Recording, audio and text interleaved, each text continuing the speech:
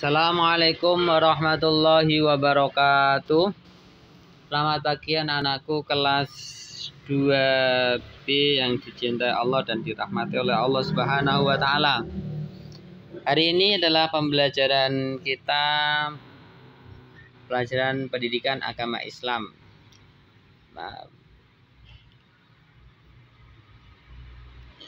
Modul yang nanti Pak Amin sudah kirimkan di linknya, bisa dibuka, nanti Pak Amin kirimkan.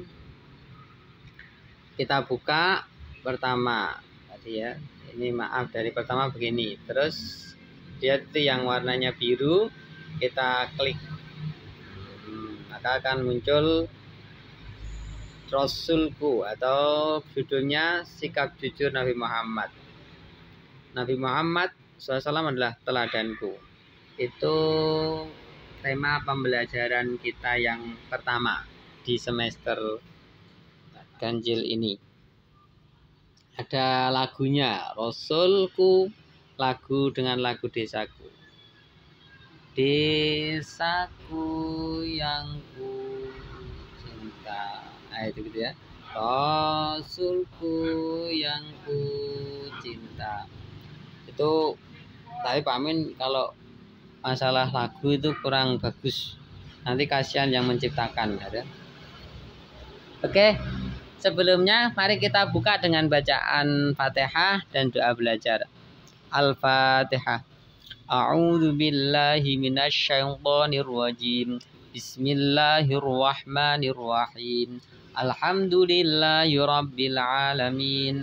Ar-Rahmanir Rahim. Maliki yaumiddin. Iyyaka na'budu wa iyyaka nasta'in. Ihdinas siratal mustaqim. Siratal ladzina an'amta 'alaihim ghairil maghdubi 'alaihim waladdallin. Amin. Doa belajar. Raditu billahi rabba wa bil islami dina wa bi Muhammadin nabiyya wa rasula. Rabbi zidni ilma warzuqni fahma. Amin ya rabbal alamin. Kita lanjutkan. Jadi yang awal itu sebenarnya membaca doa tadi Fatihah, kemudian doa belajar, baru kita membukanya gitu ya. Kepada fokus pada tema sekarang. Ringkasan materi, ayo belajar kejujuran Nabi Muhammad Sallallahu Alaihi Wasallam. Jadi keteladanan beliau tentang kejujuran atau amanah. Jujur itu salah satu sifat wajib Rasul. Wajib Rasul ada 4: sidik, amanah, fatonah, tabligh. Nah, maka ini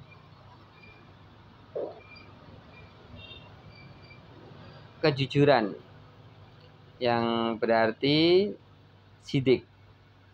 Tapi sidik ini lebih kepada yang dapat dipercaya, al-amin atau amanah yang kedua, bukan untuk yang sidiknya tapi yang amanahnya dapat dipercaya. Jadi Rasulullah itu hidup di Mekah awal pertama, mulai lahir sampai beliau berusia jadi 40 tahun diangkat menjadi nabi, berdakwah selama 12 tahun, baru kemudian hijrah ke Madinah. Nah, selama beliau di Makkah 23 tahun, benar ya, 12 tahun di Mekah. Itu baru perkembangannya tidak begitu pesat, bahkan bisa dikatakan lamban. Oke, contoh kejujuran Nabi Muhammad Sallallahu Alaihi Wasallam. 1. Kejujuran Nabi Muhammad dalam berdagang. Beliau terkenal jujur. Beliau membawa dagangan dari Khadijah Al-Kubro radhiyallahu anha sebelum Dewi Khadijah atau Ummi Khadijah itu disunting, diperistri oleh Rasulullah, beliau adalah majikan dari Rasulullah Shallallahu Alaihi Wasallam. Selama Nabi Muhammad berdagang, kejujurannya sangat tampak sekali, sehingga Ummi Khadijah menaruh simpati, kemudian suka kepada Rasulullah. Akhirnya diberanikan diri yang melamar Ummi Khadijah kepada Rasulullah karena beliau jujur. Saking amanahnya beliau, misalnya ada kembalian atau laporannya itu dikembalikan semuanya. Coba kalian kalau diminta sama mama dan papanya untuk beli garam misalnya atau beli gula, kembaliannya dikembalikan atau dibelikan es. Nah, kalau orang jujur sebelumnya bicara dulu, mah nanti kalau ada kembalian tak buat beli es krim ya, gitu. Kalau belum bilang, kembalikan dulu. Ngomong, mah ini kembaliannya, saya tadi kok pengen es krim, boleh enggak saya minta? Jadi ngomong ada omongnya. Itu. Jangan sampai orang tua kamu minta dulu, mana kembaliannya? Oh maaf mas, sudah tak belikan es krim. Wah, itu keliru ya. Kembalikan. Itu contoh paling kecil berdagang. Itu kan berarti berdagang, kamu dapat amanah dari orang tua untuk membelikan sesuatu, maka apapun kembaliannya kita kembalikan ke orang tua dulu, baru kita minta. Atau sebelumnya sudah kita ngomongkan, sudah kita bicarakan. Kemudian kejujuran dalam berdakwah. Rasulullah tidak pernah menyembunyikan apa yang disampaikan melalui malaikat Jibril oleh Allah melalui malaikat Jibril. Sama sekali semuanya disampaikan dengan kejujuran beliau. Sehingga orang-orang itu simpatik kepada Rasulullah karena sifat-sifat beliau yang seperti itu. Yang ketiga adalah kejujuran dan bijaksana dalam menyelesaikan masalah. Ya, ini adalah di mana beliau dijuluki Al-Amin. Suatu ketika Mekah itu, bukan Mekahnya tapi Ka'bahnya. Ka'bahnya itu roboh. Kemudian orang-orang Mekah bekerja sama untuk membangun kembali Ka'bah. Ka'bah dibangun kembali, dan di situ ada batu yang paling mulia yang warnanya hitam, tapi semua orang pasti mencium batu itu, namanya batu Hajar Aswad. Orang-orang pada berebut, siapa ini nanti yang akan meletakkan batu Hajar Aswad. Akhirnya ada kesepakatan, siapapun yang datang paling pagi ke Ka'bah, maka dialah orang yang paling berhak untuk meletakkan Hajar Aswad. Wow, semua para pemuka kaum itu ada yang tidur gasi biar nanti bisa bangun gasi. Ada yang tidak tidur sama sekali, kadung biasa begadang. Kalau tidur nanti ketiduran, ketinggalan, dan mendingan nggak usah tidur. Ada yang pokoknya kalau sekarang pasang alarm, pembantunya disuruh membangunkan dan seterusnya.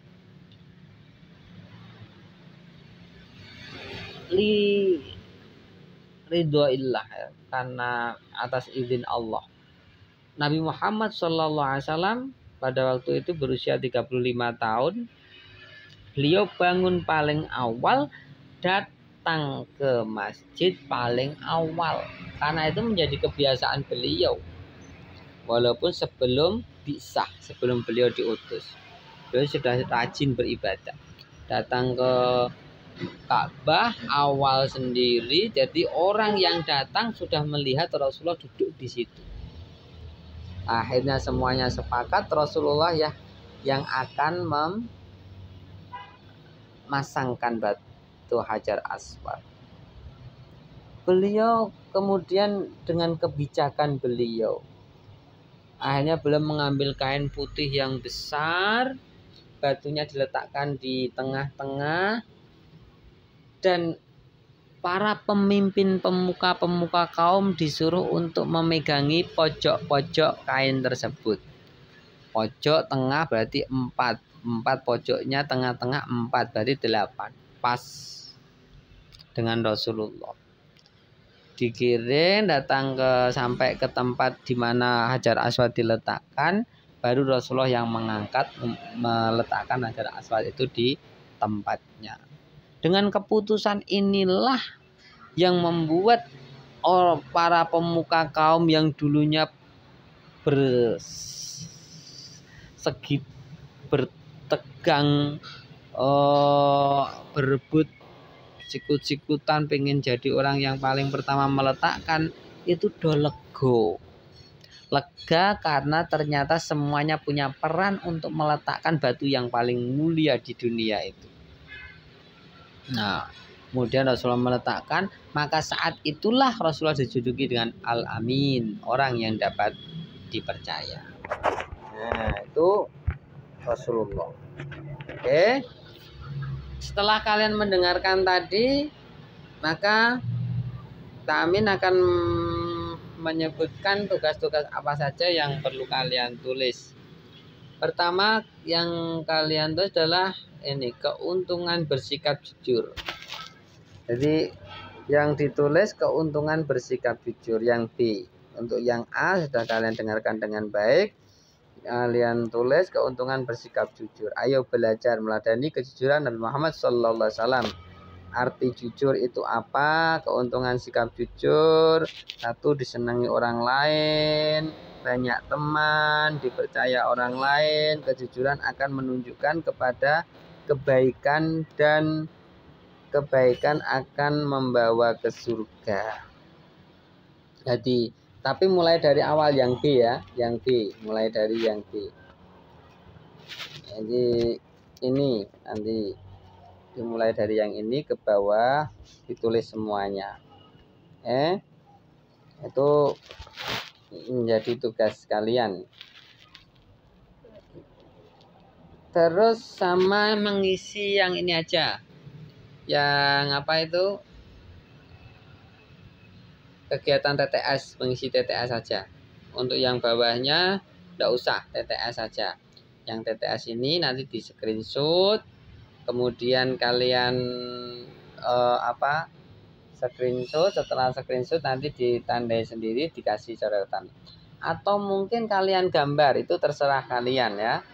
Kreasi kalian bagaimana. Itu saja. Perlu Pak Amin ingatkan satu hal, yaitu tentang presensi. Nanti Pak Amin kirim ulang presensinya, bukan kirim ulang tapi yang baru. Hasil presensi yang kemarin yang mengisi adalah ada sekitar 21 anak. Pak Amin tunjukkan. Jadi perlu kalian ketahui bahwa Pak Amin bisa melihat, ngecek siapa saja yang kirim. Ini anak-anak yang kemarin sudah kirim ke Pak Amin, ada 21 orang, 21 anak. Oke. Sekali lagi, isi presensi, simak kegiatannya, jangan lupa tulis di kolom komentar membuktikan kalian sudah menyimak materi Pak Amin. Terima kasih. Tulis nama, kelas, dan nomor absen kalau perlu. Wassalamualaikum warahmatullahi wabarakatuh. Sukses, selamat belajar, dan semoga jadi anak yang soleh, solehah.